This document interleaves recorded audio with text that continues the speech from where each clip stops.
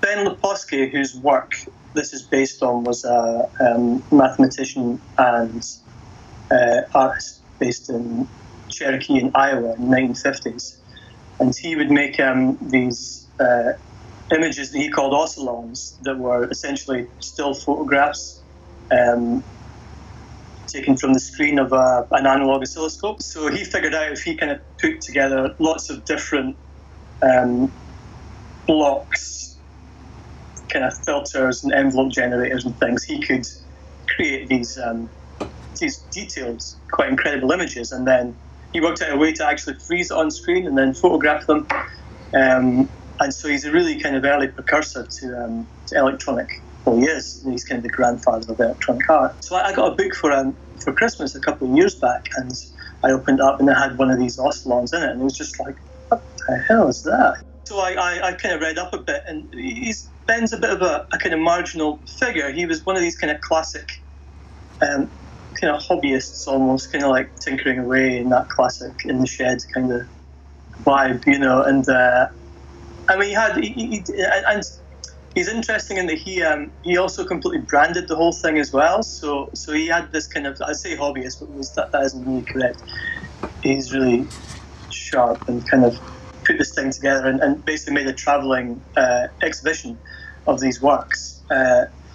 Anyway, the first show was at Sanford Museum in Iowa, which is a small museum and planetarium in his kind of hometown. And he made a show there. They have all his original artwork and things. So I got in touch with them and asked if I could do something based around kind of Ben's work responding to the visual. So I started off, that was the kind of the sort of jumping off point was his, I think there's, I selected 6 of his 150, I think, maybe 110 images that I felt quite a reasonable breadth of his kind of work, and then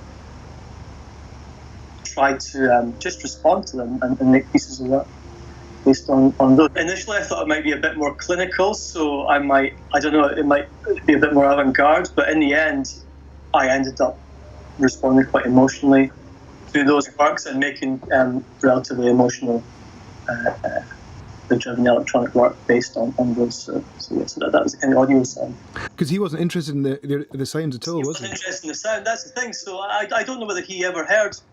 I don't think he had an amplifier in his kind of signal flow. I mean, he had this in electronic music, as it turns out. It was that kind of era of early experimentation, I guess, with electronic music and music concrete. That was the initial idea, and then the kind of the visual element came about by thinking, well, I need a visual element, but just having Ben's still images in the background won't really cut it. So it was kind of generating a palette of different sounds that I've used with a modular synthesizer. So at the same time, I had a feed going to the oscilloscope that I was just recording all this stuff. So, and it was really analog in the same way as Ben was. I literally had a video camera in front of the old oscilloscope with a kind of Victorian big black hood over the top and kind of filming it. So I ended up getting in touch with a guy called Volker Klock, who lives in Boston, who runs the Oscilloscope Museum, which is basically his house full of all these oscilloscopes that he's kind of refurbished. So he managed to source the oscilloscope and repaired it. He decided that he had always wanted to visit Scotland, so he basically rocked up in Dumfries with the oscilloscope that he'd carried on the plane. So that's what I used to generate the images. The palette of sounds that I used generated the images, but then they were extracted, so I then edited the actual film to the finished pieces of music in the same way that I would edit any other film. It's quite a stark show. It's it's predominantly black and white, so it has a really nice aesthetic. So I think it's quite sympathetic to the source material. It hopefully has the same kind of crackle and, I guess, slightly ghostly edge